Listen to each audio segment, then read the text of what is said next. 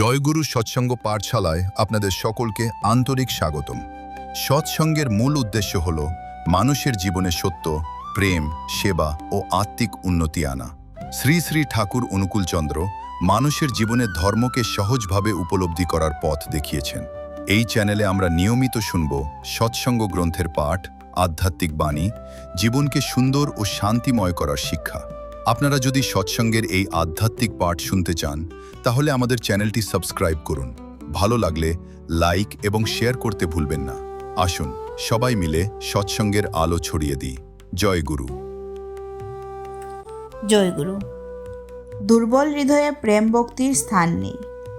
পরের দুর্দশা দেখে, পরের ব্যথা দেখে, পরের মৃত্যু দেখে নিজের দুর্দশা, ব্যথা বা মৃত্যুর আকাঙ্ক্ষা করে ভেঙে পড়া, এলিয়ে পড়া বা কেঁদে আকুল হওয়াও সব দুর্বলতা।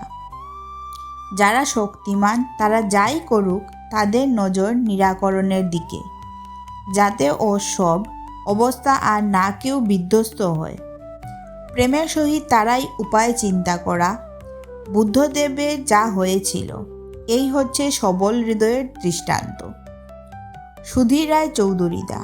অনেকে কারুর কষ্ট দেখলে স্বাভাবিকভাবে সমবেদনা দেখায়।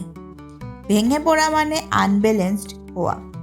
তাহলে ওই দুঃখ দৈন্যের মাঝখান দিয়ে তারা নিরাকরণের সম্ভাবনা থাকে।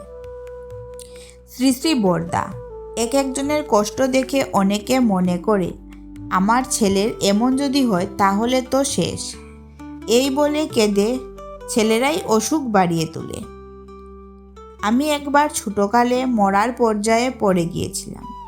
ওখানে নদী ছিল, হ্রদের মতো হয়ে গেছে। মাঝে মাঝেই হঠাৎ থইহারা জল। স্নান করছি ছোটো কাকার সঙ্গে।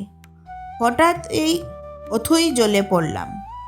নিঃশ্বাস বন্ধ হয়ে যাচ্ছে। সাঁতার জানি না। জল খাচ্ছি ও ডুবছি। আবার মনে হচ্ছে আম পেকেছে, পেরে খেতে হবে। মখমলের জামা এসেছে, পরব, জীবনকে ভোগ করব।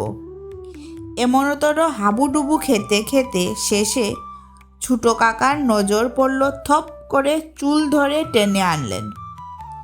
ওইসব অবস্থায় এই রকম চিন্তা আসে। তারপর মৃত্যুর বিভীষিকায় আসে শারীরিক যন্ত্রণা। তখন পেছাব করে পায়খানা করে ফেলে। এর বেশিরভাগ ভয়ের চোটে।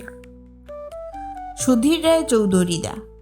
বাস এবং ট্রেনে অ্যাক্সিডেন্টে যে মরে, শ্রী শ্রী বরদা, ওইগুলি গার্জিয়ান কমপ্লেক্সে হয়।